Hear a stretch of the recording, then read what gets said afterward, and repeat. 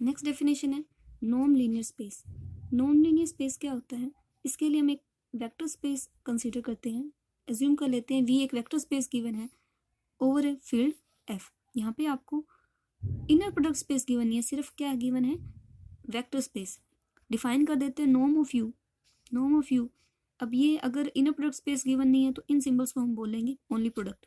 Norm of U is equal to product of U with U का whole square root for all U belongs to V. हमने U का norm define कर दिया।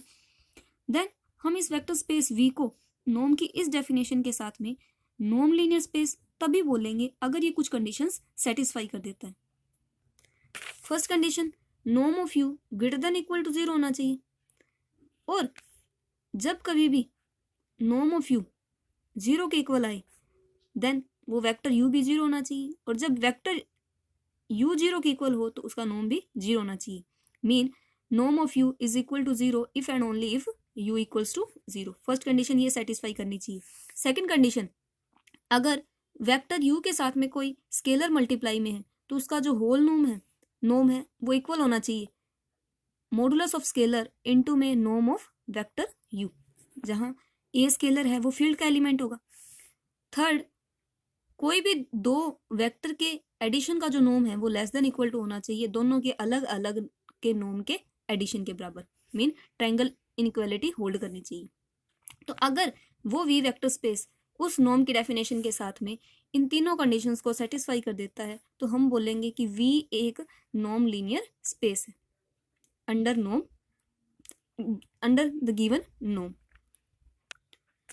एक example है कि हर एक जो इनर प्रोडक्ट स्पेस है वो एक नॉन लीनियर स्पेस होता है, बट हर एक नॉन लीनियर स्पेस जरूरी नहीं है कि इनर प्रोडक्ट स्पेस भी हो। तो हम प्रूव करेंगे सबसे पहले कि कोई इनर प्रोडक्ट स्पेस लेके चलेंगे और प्रूव करवा देंगे कि वो एक नॉन लीनियर स्पेस है। मीन ये जो 3 की 3 कंडीशंस है वो सेटिस्फाई हो रही है। इसमें एज्यूम कर लेते हैं let V be a inner product space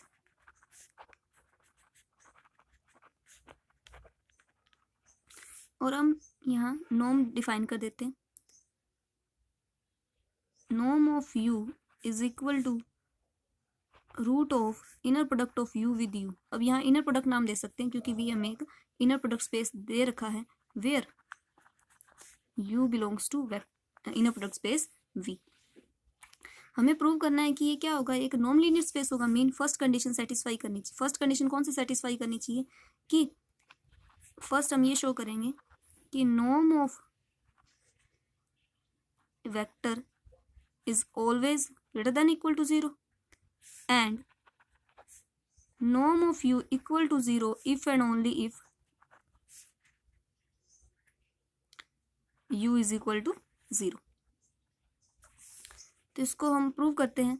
now since v एक इनर प्रोडक्ट स्पेस है then by definition of inner product space it जो डेफिनेशन है इनर प्रोडक्ट स्पेस की उसके अकॉर्डिंग कोई भी दो सेम वेक्टर का जो इनर प्रोडक्ट होगा वो ग्रेटर देन इक्वल टू 0 होगा। एंड जब कभी भी इनका इनर प्रोडक्ट 0 के इक्वल आएगा देन वो वेक्टर भी 0 होगा, और वेक्टर 0 है तो इनर प्रोडक्ट भी 0 होगा। तो यहाँ से हम कह सकते हैं कि यू की यू के साथ जो इनर प्रोडक्ट अगर 0 से बड़ी है मतलब पॉजिटिव है तो इसका रूट भी पॉजिटिव होगा, मीन इसका नॉर्म भी पॉजिटिव होगा। सेकेंड, कि अगर u का u के साथ जो नॉर्म है वो 0 के इक्वल है, मीन इसका रूट भी 0 के इक्वल होगा, मीन इसका नॉर्म भी 0 के इक्वल होगा if and only if u is equal to 0। तो फर्स्ट कंडीशन सेटिस्फाई हो जाएगी यहाँ से कि नॉर्म ऑफ u है ऑलवेज पॉजिटिव होता है और नॉर्म ऑफ u 0 के इक्वल होता है if and only if u is equal to 0।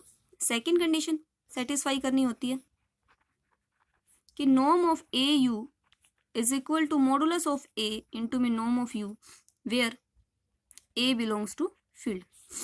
ये हमने प्रॉपर्टी सेटिस्फाई की थी जो हमने एक थ्योरम की थी, थ्योरम नंबर 10.3.1 बाय थ्योरम 10.3.1। ये वहाँ जो मैंने करवा दी पहले वो सेम प्रूफ आपको करना है, यहाँ पे ये आपको करना पड़ेगा तो आप देख लीजिएगा। थर्ड, सेकंड कंडीशन तो वहाँ से होल्ड हो जाएगी। थर्ड, हमें शो करना है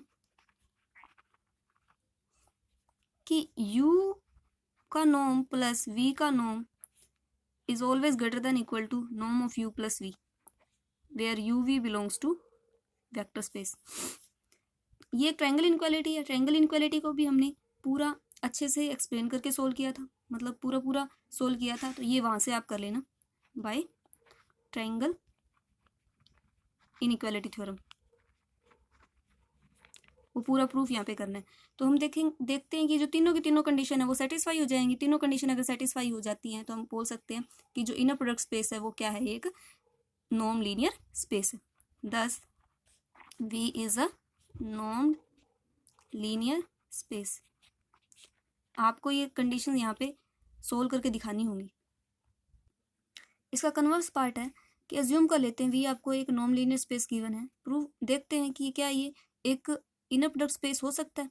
तो कन्वर्स तो इसका जरूरी नहीं होल्ड करे, तो इसे एक एग्जांपल के थ्रू बताते हैं।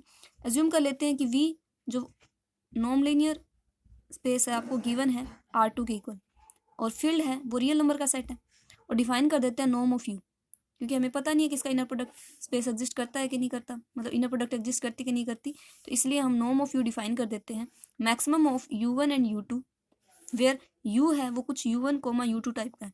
मीन क्योंकि U हमने कहाँ से लिया होगा, वेक्टर स्पेस में से लिया होगा, इसमें डबलेट टाइप के एलिमेंट आएंगे। तो इन दोनों के मॉडुलस का जो मैक्सिमम होगा वो नॉर्म ऑफ U के इक्वल होगा।